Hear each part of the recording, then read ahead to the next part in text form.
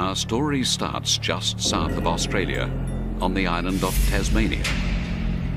It's a land of craggy mountains, wild rivers, and mysterious forests.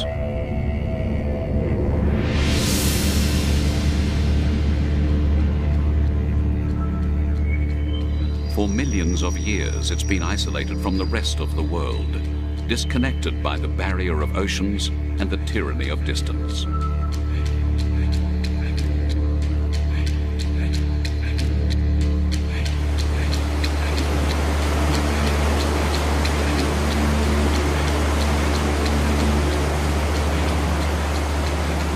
In its impenetrable wildernesses, there are still valleys which have probably never known the foot of man.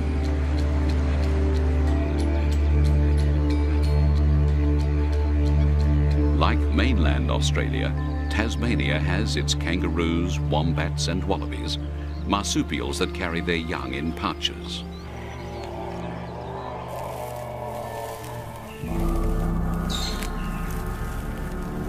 But there was one Tasmanian animal that's no longer found on the mainland. A ferocious flesh-eater that terrorized all the other beasts. The thylacine.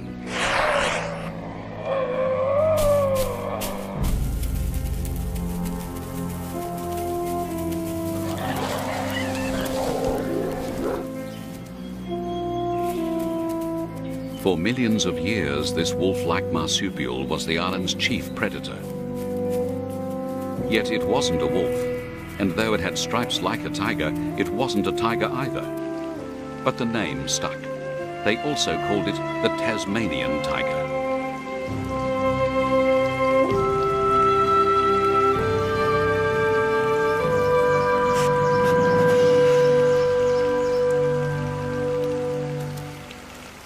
But today, only its ghost remains. For over 60 years, there's been no confirmed sighting. Its mating call is no longer heard crying through the forests.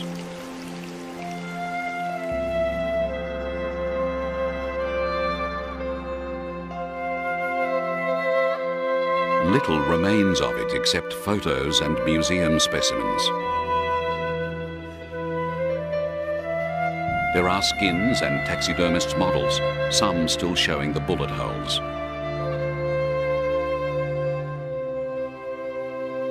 For the thylacine's extinction was quite deliberate.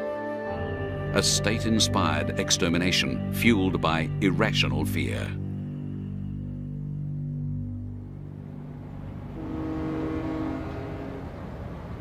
About 1,000 kilometers north of Tasmania is Sydney. One of the city's oldest institutions is the Australian Museum. Its director is Professor Mike Archer. On his own admission, he's obsessed with the thylacine and its fate. We should feel dreadfully guilty about what happened here. This was the really most beautiful, spectacular flesh-eating mammal in Australia, and the first thing we did when we got here was exterminate it. Which is why he has set out on a bold experiment to try and reverse extinction. If he can extract DNA from this museum specimen, maybe one day scientists can clone a thylacine. The specimen is a thylacine fetus, a female, preserved or pickled for almost 140 years in a jar of alcohol. Now it's about to give its genes to science, which means releasing it from its liquid tomb.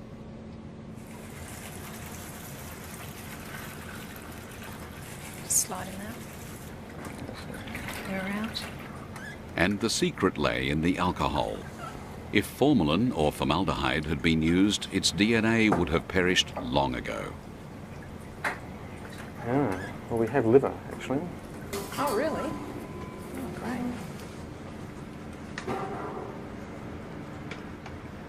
And there was another secret. Its intestines were removed to help preservation. Fortunately, whoever did it left most of its other organs intact. And we have heart and lungs. Heart and lungs. It's a race against time. It cannot be out of its preservative for more than 30 minutes, or the effects of the alcohol may start to wear off. Oh, well, we can take more tissues than we thought.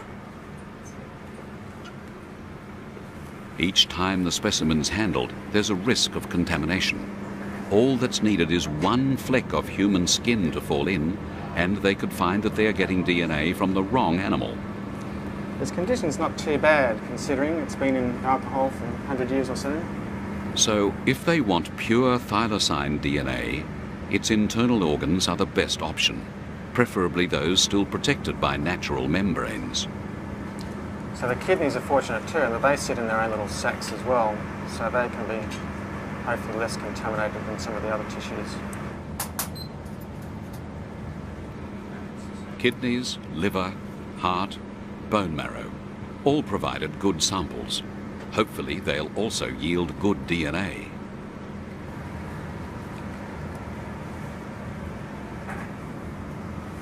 Now, we want to put some fresh alcohol back in this, don't we? They had met the deadline. The pup would be back in its jar well within 30 minutes. So how many samples have you got now? 10 tissue samples and two bone marrow samples. But while alcohol preserves DNA in the short term, no one knew what effect it would have over all those years.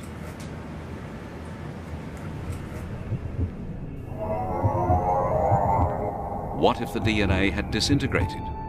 What if nature's code to build a thylacine now looked like this?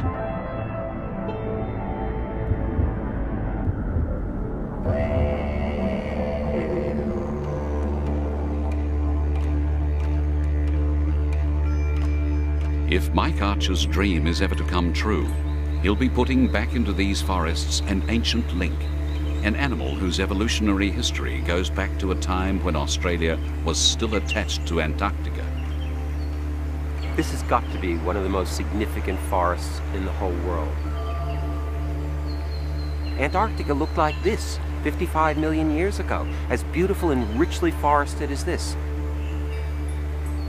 The ancestors of the first marsupials that came into Australia marched across this country. The ancestors of the bandicoots, the possums, and even the thylacines exploded in diversity in a brand new land.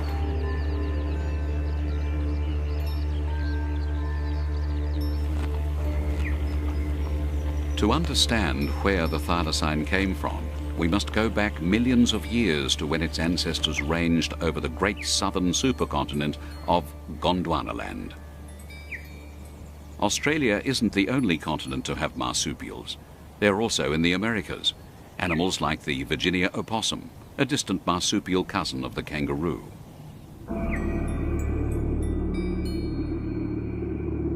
And they also lived in Antarctica until about 37 million years ago, when the climate changed and their habitat disappeared under the ice cap.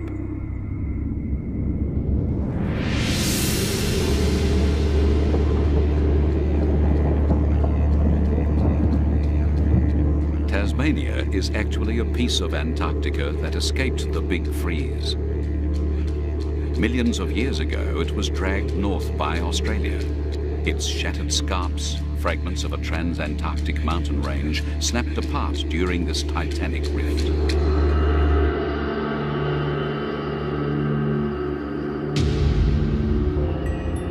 When Gondwanaland broke up, Australia and Antarctica were the last continents to separate. 90 million years ago, we find that they are still attached. But Australia had moved into more temperate latitudes by 27 million years ago. Soon it would move into the arid zone.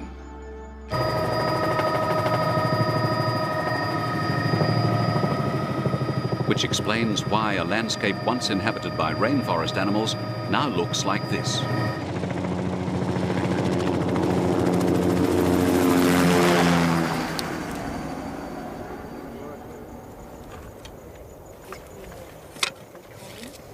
And in this limestone desert in Queensland, Northern Australia, this is where they left their bones all those millions of years ago. Firing! It'll be on 0 and you won't hear the 0.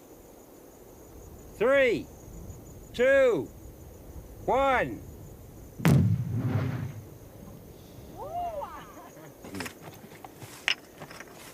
So we're your scatters.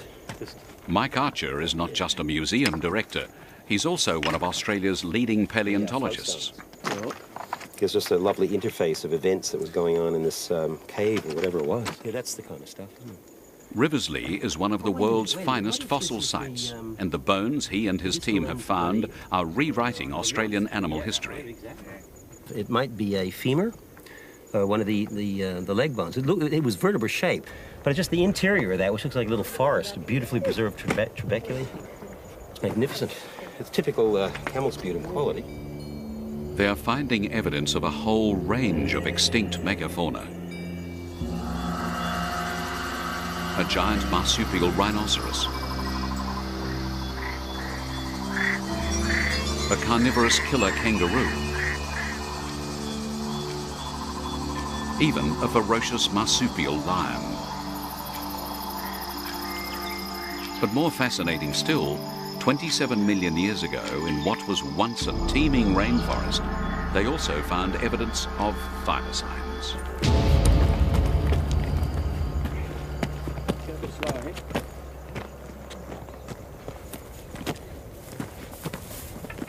This is the beginning of the thylacine story. We found a beautiful bit of a jaw with a magnificent tooth in it. You can just see that lovely thing standing proud above the bone there. It has so much to tell us. That tooth is a very primitive thylacine tooth. The deep time story of thylacines, which we find written in these rocks, is something that you simply cannot get from looking at the last 200 years of understanding about thylacines that Europeans had. What we find in these rocks is anywhere upwards of 5 to 6 different kinds of thylacines, tiny little ones, medium-sized ones, generalized, specialized ones. This was the thylacine's finest hour. And as we come up through these rocks, what we discover is that slowly they're being chewed away at. They're losing their numbers, they're losing their kinds, so that by about 8 million years ago, there were only 3 kinds left. By 5 million years ago, only 1 kind left. And finally, by 4,000 years ago, the last thylacine on the mainland died out, leaving it only in that final fortress of Tasmania.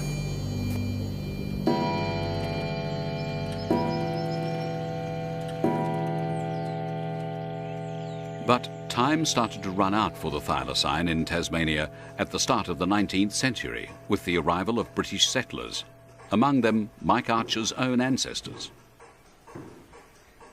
With them they brought civilization, God and empire, which meant English-style villages, churches, even grand country mansions. They also brought their sheep, and here in their new Southern Hemisphere home, they prospered and got rich on wool. They couldn't adapt to Australia. Australia had to be adapted to them.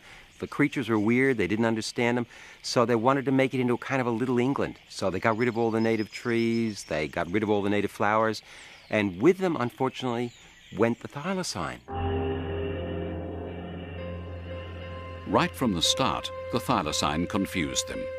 They couldn't get used to the fact that they were not looking at a dog. And then there were those stripes which made it look, if anything, like a big cat. You can see the confusion in their art. Some drew a noble wolf, others a cringing mongrel.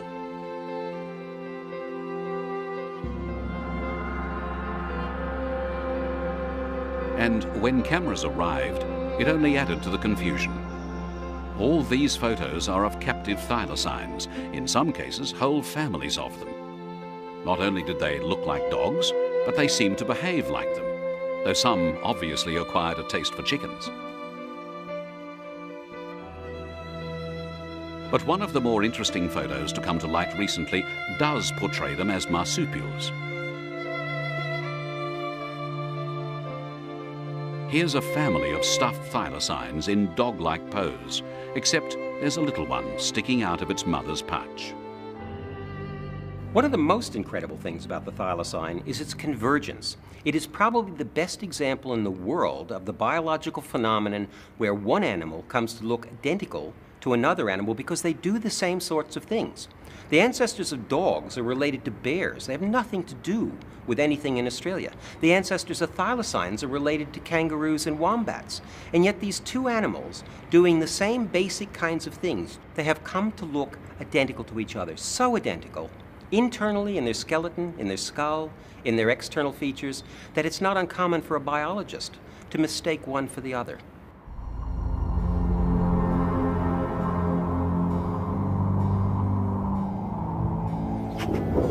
But something was killing the settlers' sheep. For millions of years, thylacines had hunted wallabies and other small animals. Now, a myth grew up that it was a sheep killer. Yet, whilst feral dogs ran loose in the countryside, the thylacine got the blame. It seems that the settlers demanded a scapegoat. So, a price was put on its head. What had taken nature some 50 million years to evolve was exterminated in only 50. In many respects, the destruction of the thylacine was simply a criminal act of the worst kind. A criminal act in terms of the animal was scapegoated and destroyed in Tasmania for the mythical belief that it attacked sheep when there is very little evidence to suggest that it did so. This is the tragedy of this situation. It was not the thylacines that were eating the sheep. That was so rare it didn't even matter. What was actually happening was wild dogs were eating those sheep. This area here, while nothing remains today, was one of two areas at the zoo where the Tasmanian tigers were housed.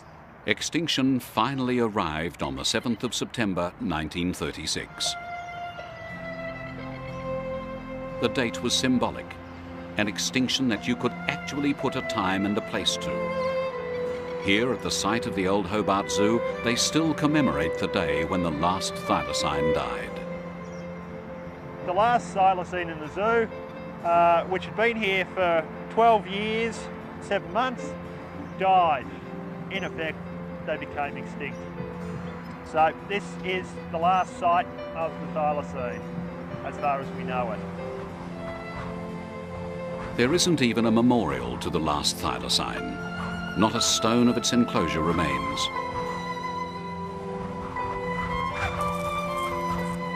And when it died, its passing was considered of such little consequence that its body was sent to the garbage dump. This was taken in the Hobart Zoo and could possibly be our last look at the thylacine. Amazingly, some thylacines had hung on until the motion picture age. This film shows one pathetically pacing round its cage in the Hobart Zoo. Other film shows a more animated animal, presumably near feeding time. And there's that gigantic yawn, for its size one of the widest gapes of any mammal. And there were thylacines in other zoos around the world.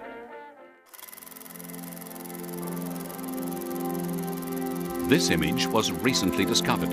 It's of a thylacine in the London Zoo, filmed back in 1930. You're seeing it now for the first time on television. The particular tragedy here, of course, is that the species could have been saved. Scientists had the knowledge. It had bred in captivity. But the political will and the social will to change society's values, the desire even to save the species itself, was missing from the lives of scientists in the early 20th century. But hopefully, the 21st century scientists will make amends. Looks like there might be a little bit of DNA Yeah, in there. something seems to be clustering. Back in the Australian Museum, Mike Archer's moment of truth had arrived. My God. The first bits of a miracle are in your hand. It seems to be just a tiny amount of sort of cotton wool ball down there, very small though. Fantastic. Small. There's Their not fears were unfounded. After 140 years in alcohol, some DNA had survived. Now, that couldn't be anything other than basically DNA that's being indicated. What's the significance of this, Mike?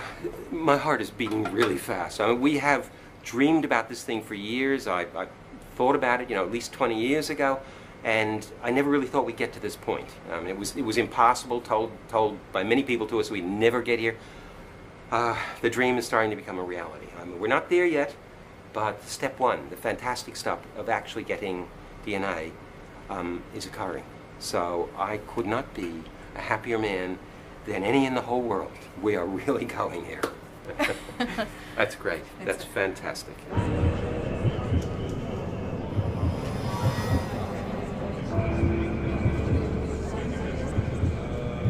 It was Mike Archer's eureka moment, a moment he intended to share with the world. Ladies and gentlemen, we are here to announce what is probably the biological equivalent of human beings taking the first step on the moon. Nobody has ever done what we have just done. It is the threshold of what will be a very exciting series of opportunities to maybe question whether extinction really is forever. But despite the extravagant claims, science was still a long way short of cloning a thylacine, as Mike Archer knew only too well. The DNA was seriously fragmented. How do we put it together as chromosomes? How do we know how many chromosomes we should have? How do we get the DNA viable? It's pickled. How do we get it to start to be in a format where it can actually start to code for and produce proteins? So many challenges. When most of us think of cloning, we think of Dolly, the first mammal cloned from an adult cell. Since then, scientists have also cloned cattle, mice, even human embryos. Put simply, cloning works like this. Pick a cell from an animal, remove its genetic material, put it into the egg of a host animal that's had its own genetic material removed, zap it with an electrical charge, and it's fused. If you're successful, the cells divide and you've got a cloned embryo.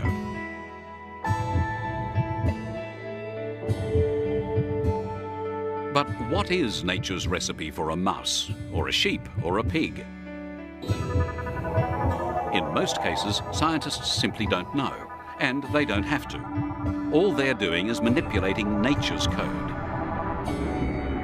But reconstructing that code is a very different story. What we've got to do is something extraordinarily more challenging. We've got to take dead DNA from an extinct animal and insert that into the cell of a living animal and keep our fingers crossed that what we're going to get as the result of this process is the extinct animal back alive again. We've got the control. The job of trying to sort out all this DNA falls to doctors Karen Firestone and Don Colgan. Different dilutions of the tooth and one of the bone. What is interesting, I guess, is that the heart doesn't seem to have much better conditioned DNA than the liver.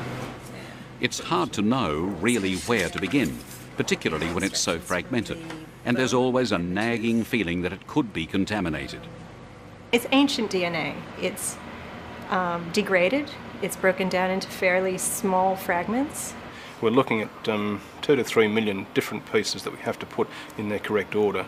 It's also in very low copy number, and it's a difficult material to work with. Like Jurassic Park, they must rebuild an extinct animal. This is the stuff of science fiction.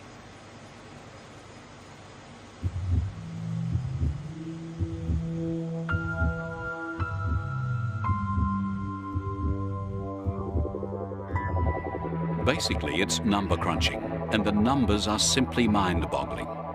Thousands of pieces to put one gene back together, tens of thousands to reconstruct just one chromosome. Untold millions before every thylacine gene, its whole genome, is reassembled. And even then, Mike Archer still hasn't got an embryo. Well, I think he is in fairyland. It may as well be called clowning, I think. It's so much of a gimmick. Getting one gene out is difficult enough. Getting out a whole genome, I think, is almost impossible. The bottom line, dollars. They would be worth probably tens of millions of dollars. And who on earth is going to put a $10 million thylacine that doesn't know how to hunt, got no survival skills, a compromised immune system and ageing rapidly out there? It's just not going to happen. Thylacines, there was one thylacine, And this thylacine is a gone thylacine. And no amount of wishing and really good science will ever bring the thylacine back. It's gone.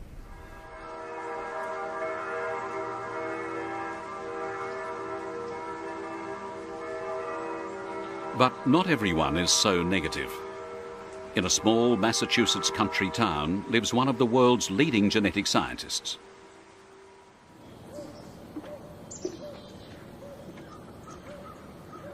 If anyone should be known as Dr. Clone, it's Robert Lanza. He's a man who combines an aptitude for cutting-edge science with a passion for stones and bones.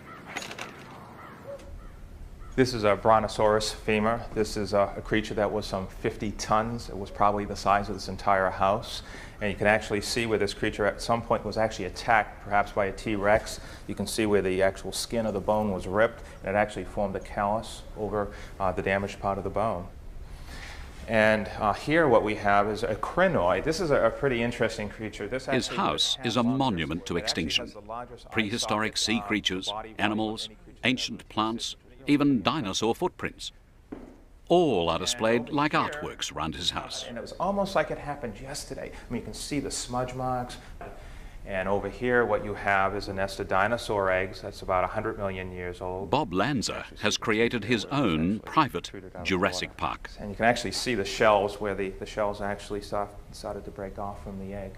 But he's also taken a cautious interest in cloning the thylacine. I think it's definitely a feasible project in the next decade or so. We have a number of the technologies already working at this point. For instance, we know with the Human Genome Project, for instance, we know that just a few years ago people thought that that was going to be many, many years in the future, and already we've already succeeded there. So that's a good example of how fast our science is evolving. Just over a year ago, he and his team confounded their critics when they cloned the world's first endangered species, a rare Asian ox called a gaur. It was the first time the DNA of one species had been put into the egg of another. The gaur's mother was a domestic cow. Unfortunately, the gaur died after 2 days from a common infection, but the point had been made. A cross-species clone had been born. I was told that we couldn't use the cross-species cloning to clone the first endangered species. I was told by virtually every scientist that that was an impossibility. And in fact, no one had ever even gotten a pregnancy at that point, and we ended up with a beautiful little baby gaur. So to those skeptics, I say, you know, we did it there. We did it a few years ago when the first animal was actually cloned from an adult cell.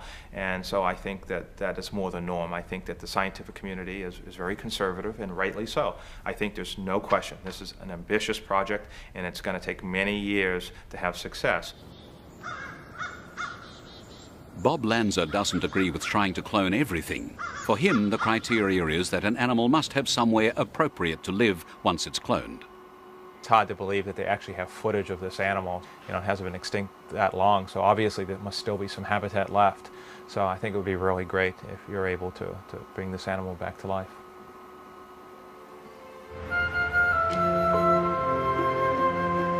So what's the feeling back in Tasmania now that someone wants to bring their top marsupial predator back to life? Well, they see things rather differently down there. Everywhere you look, there are thylacines. Thylacine toys, thylacine souvenirs, and strangest of all, thylacines on Tasmania's coat of arms, the emblem of the state that ordained its persecution and its destruction.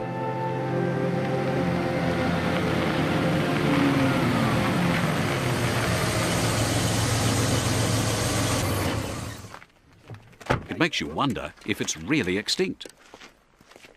And there are plenty who'll swear that it's not. Cole Bailey is one of them. He's convinced some thylacines are still out there in the remotest regions of what is largely an uninhabited Tasmanian wilderness.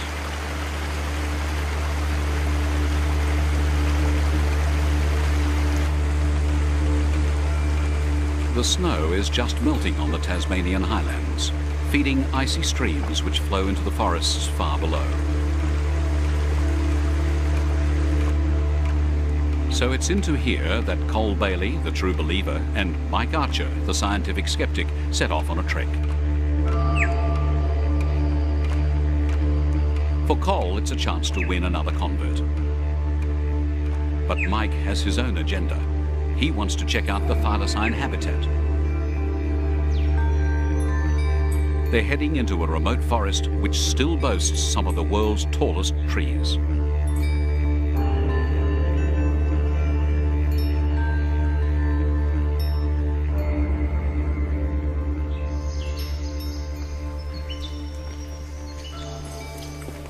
That's a giant. Yeah, it should be 100 metres tall, that one. That'd be about 320 feet. Yep, that's about right. That's a tree.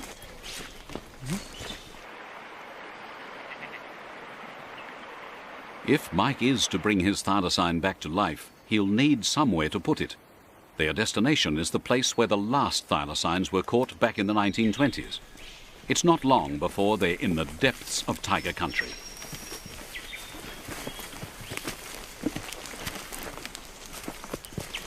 Oh, this wouldn't be one of the kind of places that you might expect the thylacine to put up. My word it is, yeah. Yeah, it's the sort of place you'd expect him to hide up during the day. It's not a real lair as such, but it's a hiding place for their journey around through the... Yes, suit me in a rainstorm. It's a beauty, isn't it? Yes, that's the typical where you could expect them to hide up. Very interesting. Deep in these Antarctic beech forests, the ferns and mosses seem so ancient, so primordial, that it's hard to believe anything could become extinct here. Maybe that's why it's so easy to get caught up in thylacine ghost stories.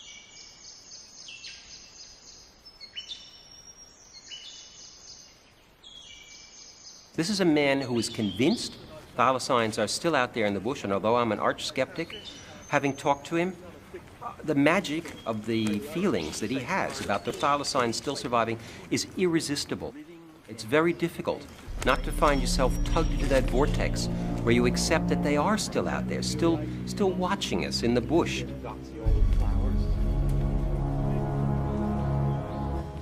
Even when thylacines were plentiful, they were seldom seen. They were usually solitary animals.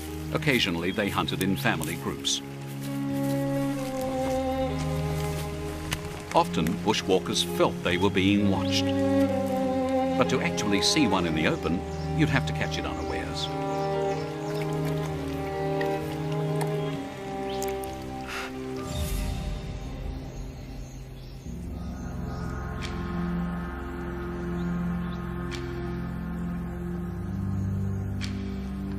But back to reality. There are no ghosts here. Only the smell of charred timber. You don't have to walk far in Tasmania to find the destruction left by the timber cutters.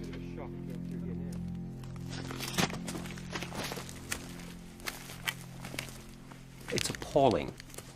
It just takes your breath away. This was once beautiful bush. This once was prowled by thylacines, by all the extraordinary creatures of Tasmania. And now it's a devastated charcoal wasteland.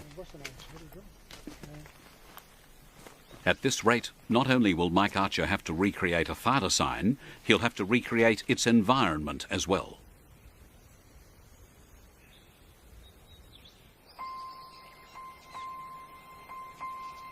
Now they're reaching the climax of their journey. This is where the last thylacines were caught in the wild.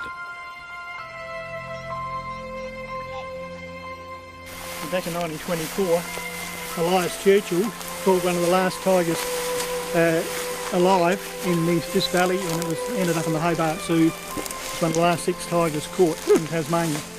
That makes this kind of special. There could be one watching us now.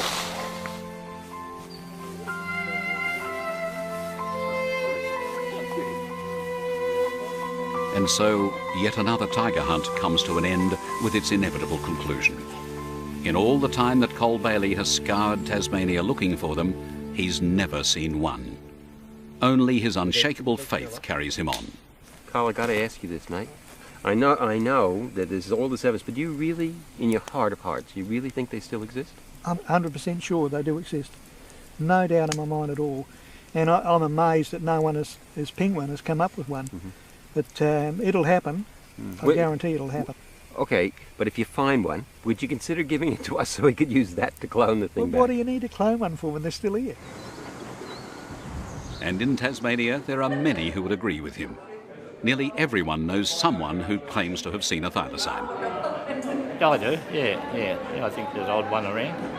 Oh, they're certainly still out there, there's no doubt at all.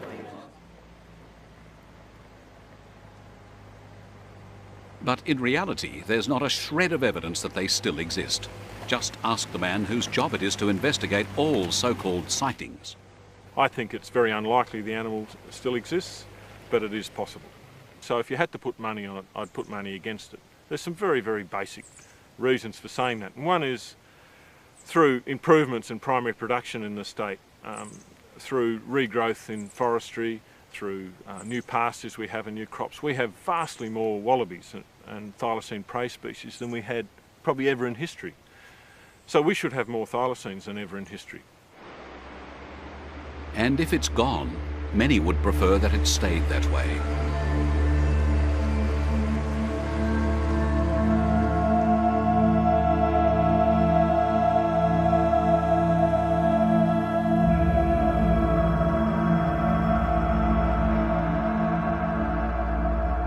By trying to roll back the tide of extinction, Mike Archer could find himself stepping into a moral minefield with accusations that he's meddling with the mysteries of creation. But criticism has actually come from other quarters, the environmental movement and the scientific community. So now accusations that he's playing God are the least of his concern. I see cloning as a very soft option. It gives people an easy way out. It's like saying extinction isn't forever. We can fix it up later when things are a little bit better. And if that attitude permeates, then we're going to have nobody worrying too much about extinctions. I have a very strong view that there should be no more money wasted on trying to clone the thylacine. I think if there's some particular molecular reason for doing it, please tell us, because it's not apparent to any of us. I think you should forget about that and get on with doing something more useful. Now, there are those people who have said to us, this is an impossible dream, you're nuts, go do something useful, make hamburgers for a living or whatever, but stop this waste of time, this waste of money. I can't help thinking about somebody like Lord Kelvin, who in 1895 made the comment, in 1895, that heavier than air machines were never ever going to fly. The trouble is, clone has become a dirty word, one that's now linked with the issue of human cloning.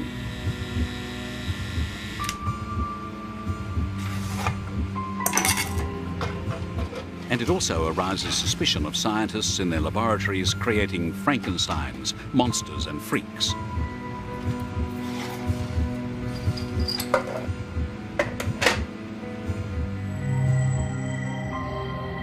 Well, meet a freak, the result of an extraordinary experiment that took place in the Arab Emirate of Dubai.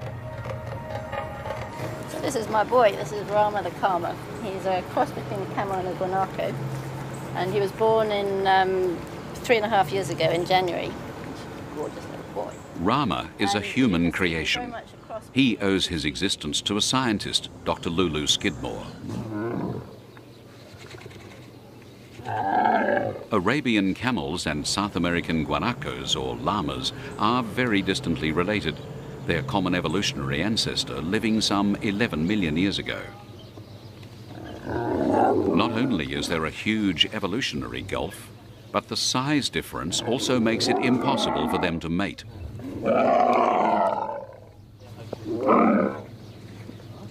So egg and semen had to be brought together by artificial insemination to create this hybrid. But there were other problems. A camel is in fact 13 months gestation, and a guanaco should be about 11.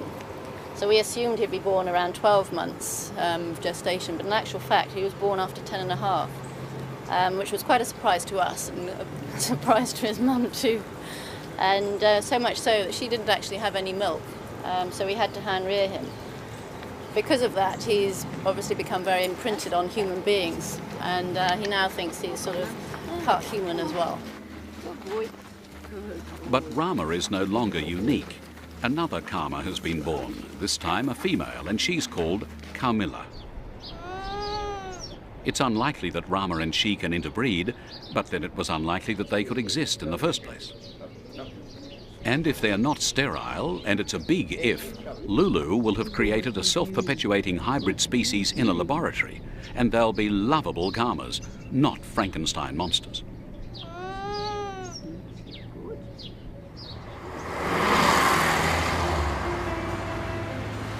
And it's a laboratory animal that Mike Archer and his team will have to create if the Tasmanian tiger is to live again. But they had a problem.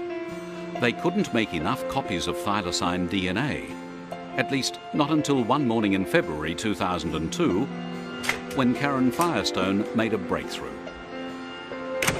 She summoned Mike Archer.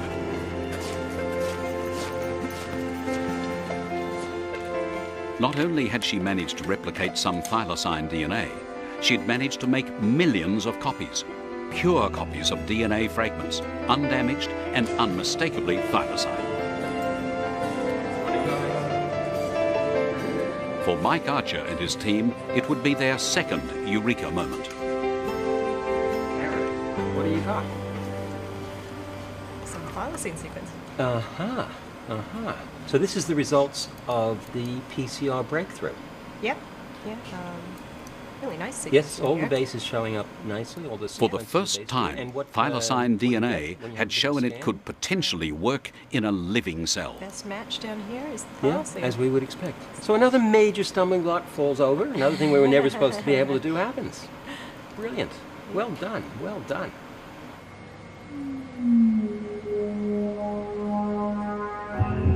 Now they'll store it in a biological library, each gene fragment fixed in living bacteria. At a microscopic level at least, pieces of thylacine will soon move back into the land of the living.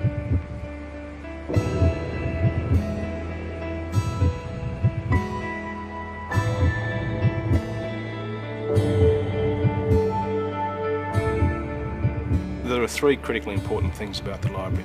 Firstly, it gives us a living copying mechanism for the thylacine genes. Secondly, it enables us to make as much of each of the thylacine genes as we want to. And thirdly, it allows us to begin sequencing the thylacine genome.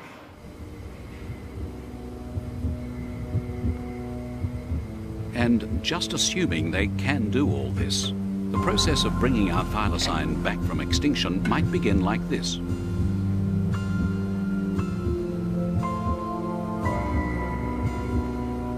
It starts at a microscopic level, when scientists inject a reconstructed thylacine genome into a tiny host cell. The DNA in the nucleus starts to interact with the outer cell DNA. By now, our embryo has moved to the next vital step, a mother's pouch.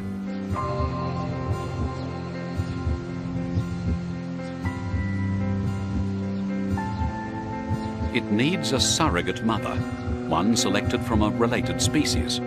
This is one of them, a tiger quoll, a carnivorous marsupial, which is itself endangered.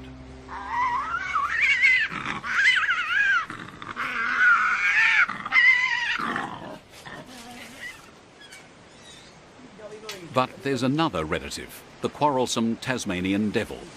While neither the quoll or the devil are particularly close genetically to a thylacine, the devil has the bigger pouch.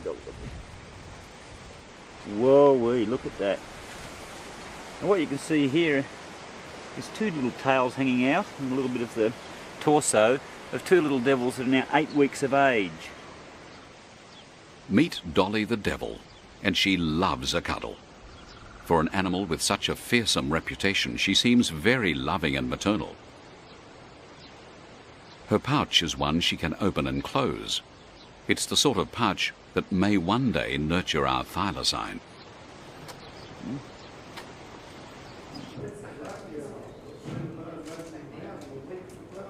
As our young thylacine grows, it will need a mother's milk. They get fed every 4 hours. No one knows what a thylacine's milk was like, but there's always the bottle. And then little guzzlers. What works for these devil cubs may work for a motherless thylacine.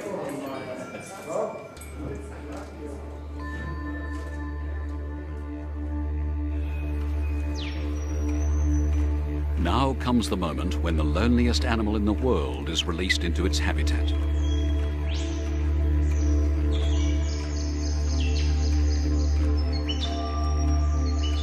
It's a laboratory orphan, with no mother or father, no sister or brother, no one to help it adjust to a bewildering world. Indeed, there'll be no one to even teach it how to be a thylacine, except the ghosts of its slaughtered ancestors. In the end, I've got to do this. The obsession in me about thylacines is going to drive this project forward, and the people that are with me have the same shared obsession. I don't know if this is a waste of time, as some people say it is. I have no idea whether we're going to accomplish what we want to accomplish, but I know we're going to try. And I have this vision of a thylacine, a beautiful animal, not just a single thylacine, but a whole population of thylacines, living, breathing, eating, breeding, back in Tasmania where they belong before we, unfairly, in an ungodlike manner, exterminated them.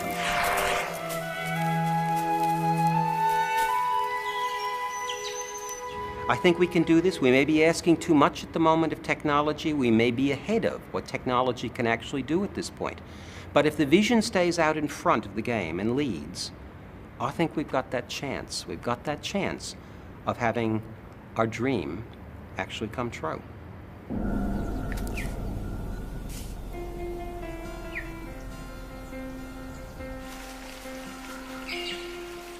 Whether Mike Archer's dream does come true or not, they'll almost certainly make many scientific discoveries along the way. Some may advance the cause of science, others the cause of medicine.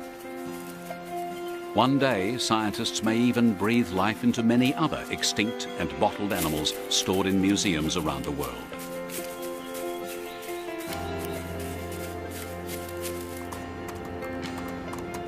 But if the Tasmanian tiger or thylacine does live again, it'll be due to the vision and drive of one man, a man who wants to reverse what he sees as a great crime of the 20th century. And if the advances in science keep pace with Mike Archer's vision, he and his team may well bring about the end of extinction.